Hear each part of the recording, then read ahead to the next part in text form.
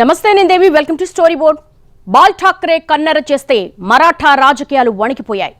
మరాఠా నినాదంతో ఎదిగి మహారాష్ట్రను శాసించింది శివసేన. 5 దశాబ్దాలుగా తిరుగులేని శక్తిగా ముంబై నేల్తోంది.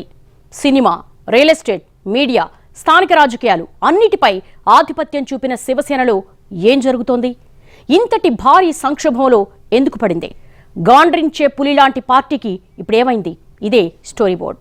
బీజేపీ హవాను కొన్నేళ్లుగా చూస్తున్నాం. కానీ కొన్ని శతాబ్దాల క్రితమే హిందుత్వ ఎజెండాతో మహారాష్ట్రలో తిరుగులేని శక్తిగా ఎదిగింది శివసేన. ఆ మాటకొస్తే శివసేన ముందు బీజేపీ జూనియర్ మాత్రమే. బాల్ ఠాక్రే శక్తి ముందు మహానేతలు కూడా తల వంచిన పరిస్థితి ఉంది. అలాంటి శివసేన ఇప్పుడు ఎందుకు శక్తిహీనమవుతోంది? ఒకప్పుడు ముంబై అంటే శివసేన, శివసేన అంటే ముంబై.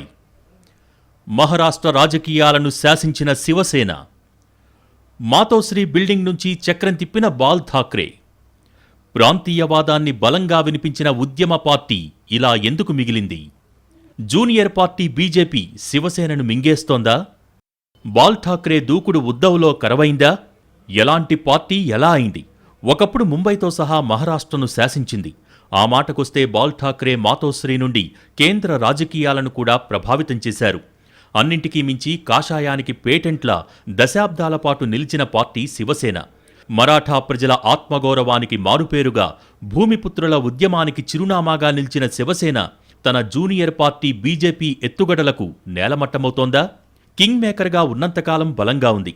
తానే కింగ్ అవ్వాలని భావించిన శివసేన చివరికి భంగపడింది. శివసేనకు తిరుగుబాటు రాజకీయాలు కొత్త కాకున్నా ఇప్పుడు వచ్చిన సంక్షోభం చిన్నది కాదు. దీన్ని తట్టుకుని ఏ మేరకు నిలబడుతుంది? అసలు శివసేన మిగులుతుందా లేదా? ఇలాంటి అనేక ప్రశ్నలు వినిపిస్తున్నాయి. మహారాష్ట్రలో మహావికాస్ అఘాడీ ప్రభుత్వం పతనం అంచులకు వెళ్లడానికి అనేక కారణాలున్నాయి. ఏక్నాథ్ షిండే తిరుగుబాటు ఒక్కటే కాదు, అంతకు ముందు కూడా అనేక సమస్యలు ఉన్నాయి. మహావికాస్ అఘాడీ ప్రభుత్వం ఏర్పడింది మొదలు అడుగడుగునా గండాలనే ఎదుర్కొంది. 2-3 నెలలకోసారి ఏదో ఒక ఇష్యూతో ఇరుకున పడుతూనే ఉంది. 2 మంత్రులు జైలుకు వెళ్లాల్సి రావటం, అవినీతి ఆరోపణలు, బోలెడంత రాజకీయ రచ్చ. మొత్తంగా ప్రభుత్వం ఏర్పాటైన నాటి నుంచి అగాధంలోనే ఉంది మహావికాస్ అఘాడీ ప్రభుత్వం. దినదిన గండం అన్నట్టుగా సాగిన మహాసర్కార్ చివరికి అనూహ్య పరిణామాల మధ్య తీవ్ర సంక్షోభంలో పడింది. కర్ణుడి చావులాగానే మహాసర్కార్ పతనానికి కూడా కారణాలు అనేకం. అగ్గిబరాటా లాంటి బాల్ ఠాక్రే వారసుడైన ఉద్దవ్ ఠాక్రేలో వ్యూహ చతురత ఉంది. కానీ ఆయన ఒక సాఫ్ట్ పర్సన్. రాజకీయాల్లో మెతక వైఖరి పనికిరాదు అనటానికి పర్ఫెక్ట్ ఎగ్జాంపుల్ ఉద్దవ్ ఠాక్రే. శివసేన గుర్తు పులి. అందుకే ఉద్ధవ్ను గాండ్రించలేని పులి అంటారు. ఆయన మృదు స్వభావంతోనే పార్టీ చీలిపోయే పరిస్థితికి వచ్చింది. పార్టీపై నియంత్రణ కోల్పోవటంతో అధికారం చేజారే పరిస్థితి ఏర్పడింది. ఉద్ధవ్ వైఖరి తండ్రి తీరుకి పూర్తిగా భిన్నం. రాజకీయంగా వ్యూహాలు పన్నటంలో నేర్పు ఉన్నప్పటికీ శివసేన సహజ లక్షణమైన దూకుడు వైఖరి ఉద్ధవ్లో లేకపోవటం అతిపెద్ద మైనస్ అంటారు విశ్లేషకులు. అటు ముఖ్యమంత్రిగానూ ఉద్ధవ్ ఠాక్రే పనితీరు గొప్పగా ఏమీ లేదని సమాచారం. అడ్మినిస్ట్రేషన్పై డిప్యూటీ సీఎం అజిత్ పవార్కు ఉన్నంత పట్టు కూడా సీఎం ఉద్దవ్ ఠాక్రేకు లేదన్నది వాస్తవం. మహారాష్ట్ర వికాస్ అఘాడీ ఎన్నికలకు ముందు ఏర్పడింది కాదు, రాజకీయ ప్రయోజనాల కోసం ఎన్నికల తర్వాత ఏర్పాటైంది. శివసేన మంత్రులకు ఏ పని చేయాలన్నా సీఎం ఆఫీస్ నుంచి ఆదేశాలు రావాల్సిందే.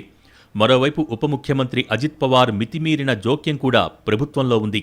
తమ నియోజకవర్గాలకు నిధులు తగ్గిస్తున్నారని కంప్లైంట్ చేసినా ఉద్ధవ్ పట్టించుకోలేదనే విమర్శలు కూడా ఉన్నాయి. కూటమిలో ఎన్సీపీ, కాంగ్రెస్లకే ఎక్కువ మంత్రి పదవులు ఉన్నాయి. ఉద్ధవ్కు పాలనపై పట్టులేకపోయినా లక్కీగా డెవలప్మెంట్ ఆగలేదు. మహారాష్ట్ర దేశంలోనే నెంబర్ 1 ఎకానమీ కాబట్టి నిధులకు ఢోకా లేదు.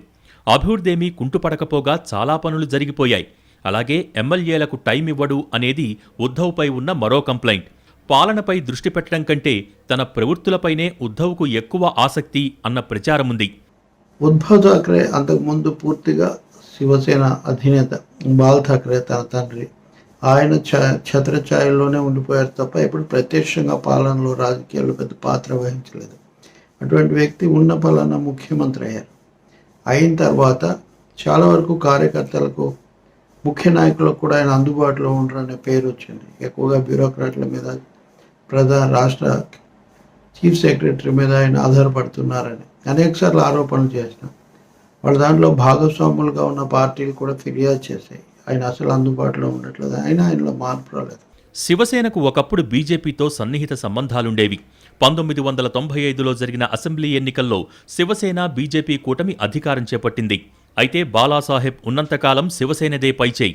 అద్వానీ, వాజ్పేయి లాంటి బీజేపీ అగ్రనేతలు కూడా బాలాసాహెబ్ ముందు అణగిమణిగి ఉండేవారు. ప్రమోద్ మహాజన్ వీరికి సంధానకర్తగా వ్యవహరించేవారు. హిందూత్వ సంరక్షణ విషయంలో కొన్నాళ్లకు బీజేపీని మించిపోయింది శివసేన. బాల్ ఠాకరేను హిందూ హృదయ సామ్రాట్ అని పిలిచేవారు. బాలాసాహెబ్ ఉన్నన్నాళ్లు ఆ కుటుంబంలో ఎవరూ కూడా ప్రత్యక్ష రాజకీయాల్లో లేరు. రాజకీయ పార్టీ నడిపినా బాల్ ఠాకరే కూడా ఎన్నడూ ఎన్నికల్లో పోటీ చేయలేదు. ఆయనెప్పుడూ కింగ్ మేకరే. కానీ ఉద్ధవ్ ఠాక్రే చేతుల్లోకి వచ్చేసరికి పార్టీ మారింది. 2019 ఎన్నికల నాటికి ఠాక్రే కుటుంబ వారసులు ప్రత్యక్ష రాజకీయాల్లోకి దిగాల్సిందేనన్న భావనకు వచ్చేశారు. ఎన్నాళ్లు కింగ్ మేకర్గా ఉండే కంటే కింగ్ కావాలనే కోరిక వారిని ప్రత్యక్ష రాజకీయాల వైపు నడిపించింది.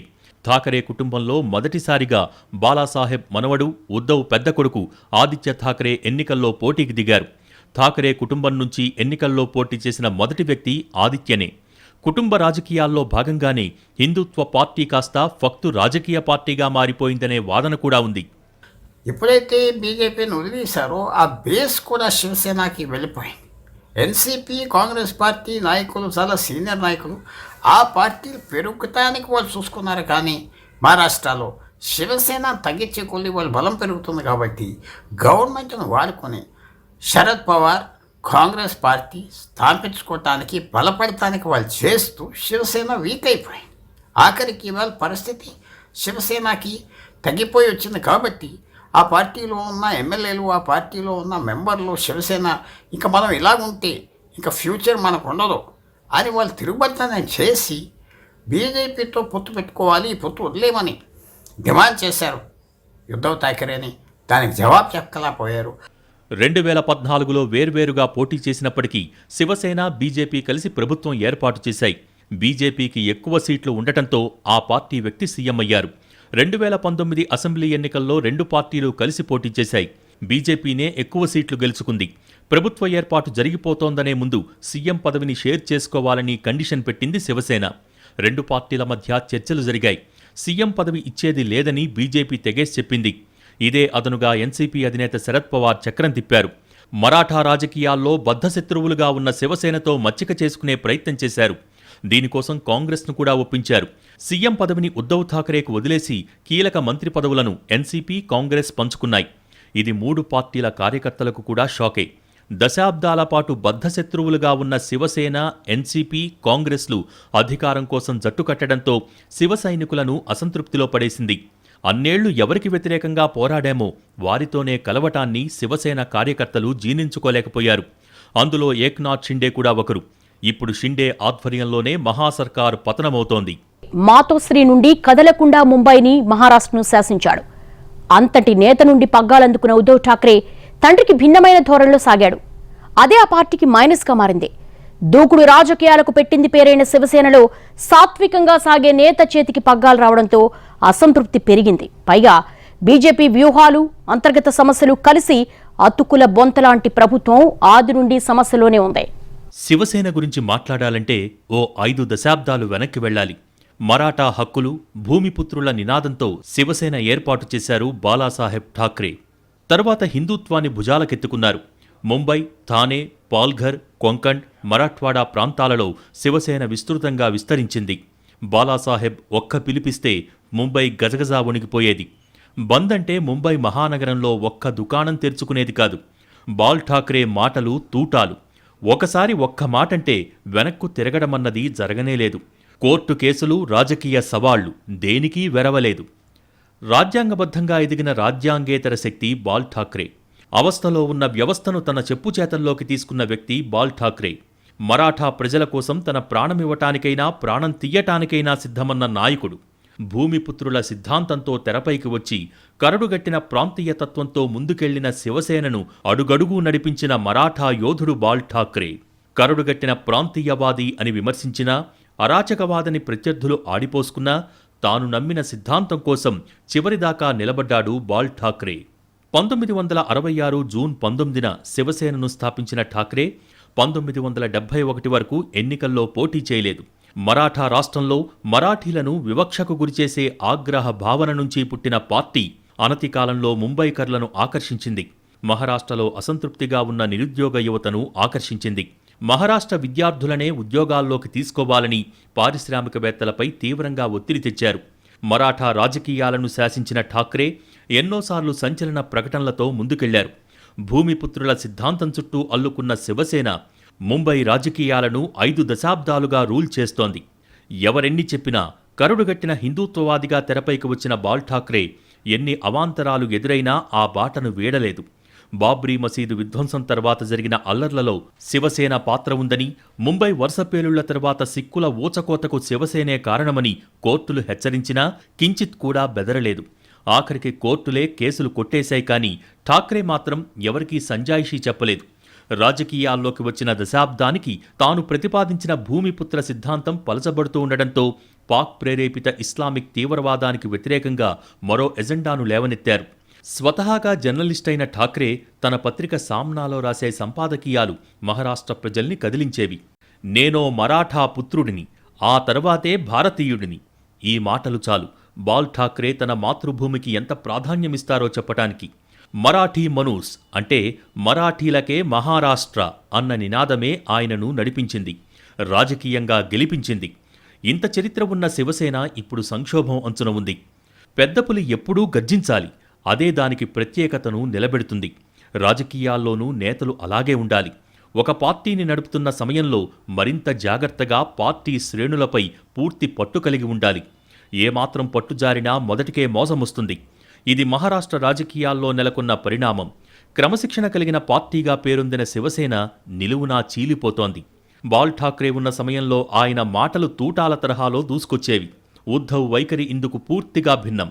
రాజకీయంగా వ్యూహాలు పన్నటంలో దిట్టైనా శివసేన సహజమైన దూకుడు వైఖరి లేకపోవటం ఒక మైనస్. ఆయన కుమారుడు యువనేత ఆదిత్య రాజకీయాల్లో ఉన్నప్పటికీ ఇంకా పూర్తిగా పాఠాలు నేర్వలేదు. దీంతో అనేక మంది కార్యకర్తలు భాజపా లేదా ఇతర కాషాయ పార్టీల వైపు వెళ్లారు. సీఎంగా ఉద్ధవ్ పగ్గాలు చేపట్టకపోయింటే ఏక్నాథ్ సీఎం అయ్యేవారు. అయితే ఉద్ధవ్ స్వయంగా సీఎం కావటంతో ఆయన ఆశలపై నీళ్లు చల్లినట్టయింది. ఠానే, పాల్ఘార్ జిల్లాల్లో ఏక్నాథ్ షిండే తిరుగులేని నేత. పార్టీని క్షేత్రస్థాయి నుంచి నిర్మించటంలో ఆయనదే కీలక పాత్ర. సమయం కోసం వేచి చూస్తున్న ఆయనకు ఇతర అసంతృప్త ఎమ్మెల్యేలు తోడవటం, బీజేపీతో సంబంధాలతో తిరుగుబాటు నేతగా ఆవిర్భవించారు. గతంలోనూ శివసేన నుంచి ఛగన్ భుజ్బల్, నారాయణ్ రాణే వంటి సీనియర్ నేతలు తిరుగుబాటు స్వరం వినిపించి వెళ్లిపోయారు. కానీ ఇంతమంది ఎమ్మెల్యేలు తిరుగుబాటు చేయటం ఇదే మొదటిసారి. బీజేపీతో పొత్తు పెట్టుకుంటేనే తిరిగి వస్తామనేది షిండే వాదన. దిగిపోవటానికైనా సిద్ధమే కానీ తగ్గేదే లేదని ఠాక్రే కుటుంబం వాదన. పవర్లోకి వచ్చింది మొదలు మహావికాస్ అఘాడీ ప్రభుత్వానికి అన్నీ గండాలే. కలగూరగంపలాంటి ప్రభుత్వంపై అవినీతి మరకలు కూడా ఎక్కువయ్యాయి. ముంబై పోలీస్ కమిషనర్ పరంబీర్ సింగ్, ఆ రాష్ట్ర హోంమంత్రి అనిల్ దేశ్ముఖ్పై చేసిన ఆరోపణలు దేశవ్యాప్తంగా సంచలనం సృష్టించాయి. ఈడీ, సీబీఐ దర్యాప్తులు బోలెడంత రచ్చగా మారాయి. 2 మంత్రులు పదవులు పోగొట్టుకుని జైళ్లకెళ్లారు. మరోవైపు ఇంత జరిగినా కూటమి ఏర్పాటుకు కారకుడైన శరద్ పవార్ ఎక్కడా కూడా పరిస్థితులను సరిదిద్దేందుకు ప్రయత్నం చేయలేదు. ఆయన ఎప్పటికప్పుడు మౌనం పాటిస్తూ వచ్చారు. అది వ్యూహాత్మకం అంటారు కొందరు. కానీ జరుగుతున్న రచ్చను కంట్రోల్ చేయకుండా మౌనంగా ఉండి వ్యూహాత్మకం అంటే ఎలా అనేది అతిపెద్ద ప్రశ్న. తాజా సంక్షోభంలోనూ ఆయన మౌనమే ప్రత్యర్థులకు ఎసెట్ అనే మాట వినిపిస్తోంది. ఏక్నాథ్ షిండే తిరుగుబాటు మంటైతే శరద్ పవార్ మౌనం ఆ మంటల్లో పోసిన పెట్రోల్ అంటున్నారు పరిశీలకులు. మొత్తంగా శరద్ పవార్ సోకాల్డ్ వ్యూహాత్మక మౌనం కూడా సంక్షోభానికి దారితీసిందనే చర్చ వినిపిస్తోంది. స్టోరీ బోర్డ్ శివసేన గతంలో కూడా సంక్షోభాలు చూసిందే, కానీ ఇది అలాంటిది కాదు. పార్టీ పునాదుల్ని కుదుపుకు గురి చేస్తున్న సంక్షోభం ఇది. ఎన్సీపీ, కాంగ్రెస్ తో శివసేన జట్టు కట్టడంపై ఉన్న అసంతృప్తి, ఆదిత్య ఠాక్రే హవా పెరగడం ఈ 2 అసమ్మతిని పెంచాయి. రాజ్యసభ ఎన్నికల సమయంలోనే శివసేన బలహీనపడుతోందని అర్థమైంది. పార్టీపై క్రమంగా పట్టు కోల్పోయిన ఉద్ధవ్ ఠాక్రే ఇప్పుడు శివసేన దుస్థితికి అన్ని రకాలుగా కారణమయ్యారు. శివసేనకు సంక్షోభాలు కొత్త కాదు. ఆ పార్టీ చరిత్రలో ఇలాంటి మహా సంక్షోభాలు ఇంతకు ముందు 3 ఏర్పడ్డాయి. తాజా సంక్షోభం 4వది. ఇంతమంది ఎమ్మెల్యేలు తిరుగుబాటు చేయటం మాత్రం ఇదే మొదటిసారి. గతంలో వచ్చిన 3 సంక్షోభాలు శివసేన వ్యవస్థాపకుడు బాల్ ఠాక్రే ఉన్నప్పుడు చోటు చేసుకోగా, ప్రస్తుతం ఆయన కొడుకు ఉద్ధవ్ ఠాక్రే హయాంలో 4వ సంక్షోభం ఏర్పడింది. శివసేనకు 1991లో మొదటిసారి ఎదురుదెబ్బ తగిలింది. మహారాష్ట్రలో గ్రామీణ ప్రాంతాలకు పార్టీ విస్తరించటంలో కీలకంగా వ్యవహరించిన ఓబీసీ నేత ఛగన్ భుజ్బల్ శివసేనను వీడటం పెద్ద నష్టాన్నే కలిగించింది. ఆ సమయంలో శివసేనను వీడిన 18 మంది ఎమ్మెల్యేల్లో 12 మంది మళ్లీ వెనక్కొచ్చారు. ఆ తర్వాత మాజీ ముఖ్యమంత్రి నారాయణ రాణే శివసేనను వీడి కాంగ్రెస్లో చేరిపోయారు. ప్రస్తుతం బీజేపీలో ఉన్న నారాయణ రాణే కేంద్ర మంత్రిగా పనిచేస్తున్నారు. 2006లో పార్టీ భారీ సంక్షోభాన్ని ఎదుర్కోవాల్సి వచ్చింది. బాలాసాహెబ్ తమ్ముడి కొడుకు ఫైర్ బ్రాండ్ రాజ్ ఠాక్రే శివసేనను వీడటం మహారాష్ట్రలో అతిపెద్ద షాకింగ్ న్యూస్. శివసేనను వీడిన రాజ్ ఠాకరే మహారాష్ట్ర నవనిర్మాణ్ సేన పేరుతో పార్టీని స్థాపించారు. ఇప్పుడు ఏక్నాథ్ షిండే రూపంలో అతిపెద్ద సంక్షోభాన్ని ఎదుర్కొంటోంది శివసేన. మొత్తం 42 మంది ఎమ్మెల్యేల మద్దతు తమకు ఉందని ఏక్నాథ్ షిండే వర్గం చెబుతోంది. తిరుగుబాటు చేసిన ఏక్నాథ్ షిండేపై అనర్హత వేటు పడకుండా ఉండాలంటే ఆయనకు 37 మంది ఎమ్మెల్యేల మద్దతు అవసరం. అందుకే శివసేన శాసనసభాపక్ష నేతగా ఏక్నాథ్ షిండేను గుర్తించాలని కోరుతూ 34 మంది ఎమ్మెల్యేలు గవర్నర్కు లేఖ రాశారు. అందులో 4 ఇండిపెండెంట్ ఎమ్మెల్యేలు ఉన్నారు. ఇలా చాలా సందర్భాలలో పెద్ద స్థాయిలో సంక్షోభాల నుంచి అనేక ఆటుపోట్లను ఎదుర్కొంది శివసేన. మరి ఈసారి ఫలితం ఎలా ఉండబోతోంది? తిరుగుబాటును ఉద్ధవ్ అణిచివేయగలరా? సమస్యలన్నీ సర్దుకుని శివసేన మళ్లీ పూర్వ వైభవం సాధిస్తుందా? మహావికాస్ అఘాడీ ప్రభుత్వం నిలబడుతుందా? లేక ఏక్నాథ్ షిండే బీజేపీతో కలిసి ప్రభుత్వం ఏర్పాటు చేస్తారా? ఇవన్నీ ప్రస్తుతానికి ప్రశ్నలే. రాజ్యసభ ఎన్నికల్లో మొన్న తన బలాన్ని మించి బీజేపీ 3 స్థానాలు గెలుచుకుంటే శరద్ పవార్, మాజీ ముఖ్యమంత్రి బీజేపీ నాయకుడు దేవేంద్ర ఫడ్నవీస్ చాలా బాగా చేశారని మెచ్చుకున్నారంటే ఫడ్నవీస్ బాగా చేశాడంటే ఉద్ధవ్ ఠాక్రే చేయలేకపోయారనే కదా. ఇవన్నిటి నేపథ్యంలో మరి ఇప్పుడు ఈయన తిరుగుబాటు చేసి ఏక్నాథ్ షిండే బీజేపీ పాలిత రాష్ట్రాల్లో తన వాళ్లను శిబిరాలు పెట్టాలని చూస్తున్నారని ఏక్నాథ్ షిండేకు అసంతృప్తికి కూడా ఒక కారణం ఉంది. ఆయన ఉద్ధవ్ ఠాక్రే తర్వాత కీలక నాయకుడిగా ఉండేవాడు శివసేనలో. కానీ ఇటీవల కాలంలో వాళ్ళ అబ్బాయి ఆదిత్య ఠాక్రే క్రమక్రమంగా వారసత్వంగా పైకి వస్తున్న కొద్దీ ఏక్నాథ్ షిండే లాంటి వాళ్ళలో అసంతృప్తి పెరిగింది. ఈ పరిణామాల మధ్య మహారాష్ట్రలో శివసేన, ఎన్సీపీ, కాంగ్రెస్ల మహావికాస్ అఘాడీ ప్రభుత్వం సంక్షోభంలో పడింది. ఒకే భావజాలం ఉన్న ఎన్సీపీ, కాంగ్రెస్ తమకు విరుద్ధమైన భావజాలమున్న శివసేనతో జట్టుకట్టడం అసహజమని అంటున్నారు తిరుగుబాటు నేత ఏక్నాథ్ షిండే. అందుకే ఈ అసహజ పొత్తును తెంచుకోవాల్సిందేనని ఆయన డిమాండ్.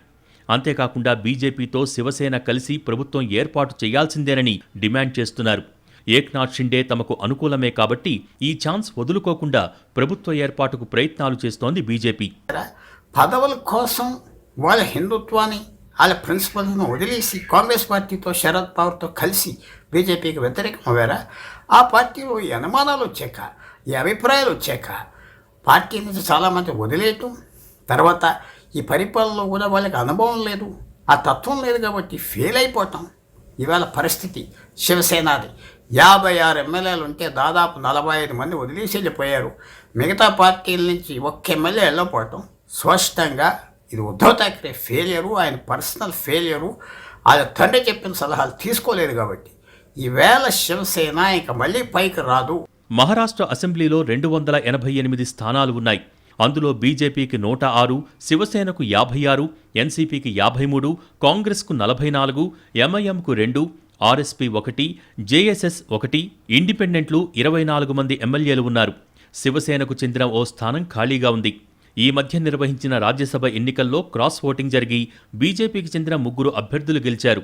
శాసనమండలి ఎన్నికల్లో కూడా 5 అభ్యర్థులను గెలిపించుకుని మహావికాస్ అఘాడీ ప్రభుత్వాన్ని ఇరకాటంలోకి నెట్టింది బీజేపీ. రాజ్యసభ ఎన్నికలప్పుడే బీజేపీ గేమ్ మొదలైందని స్పష్టంగా తెలుస్తోంది. శివసేనకు 55 మంది ఎమ్మెల్యేలు, ఇతరుల బలము ఉన్నప్పటికీ కేవలం 52 ఓట్లు పోలయ్యాయి. బీజేపీకి తగినంత సంఖ్యాబలం లేకపోయినప్పటికీ 134 ఓట్లు పోలయ్యాయి. దీన్ని బట్టి బీజేపీకి 134 మంది సభ్యుల బలముందని స్పష్టమవుతోంది. మెజార్టీ నిరూపించుకోవాలంటే మరో 11 మంది ఎమ్మెల్యేల మద్దతు ఉంటే సరిపోతుంది. 2019లో శివసేన తమకు అధికారం అందకుండా చేసిందన్న కసి బీజేపీలో ఇంకా ఉంది. ఇప్పుడు బీజేపీకి అవకాశం అంది వచ్చింది. ఎలాగూ కుంటుతున్న ఈ ప్రభుత్వాన్ని ఒక తోపు తోస్తే కూలిపోతుంది కదా అనే ప్లాన్ బీజేపీదనే వాదనలున్నాయి. మహారాష్ట్రలో ప్రభుత్వ ఏర్పాటుకు 144 మంది ఎమ్మెల్యేల బలం కావాల్సి ఉంది. మహావికాస్ అఘాడీ ప్రభుత్వంలో శివసేన, ఎన్సీపీ, కాంగ్రెస్కు కలిపి 152 మంది ఎమ్మెల్యేలు ఉన్నారు. తనకు 40 మంది ఎమ్మెల్యేల సపోర్ట్ ఉందని ఏక్నాథ్ షిండే చెబుతున్నారు. వారంతా బీజేపీతో కలిసి నడిస్తే మహారాష్ట్రలో బీజేపీ ప్రభుత్వం ఏర్పడటం లాంఛనమే.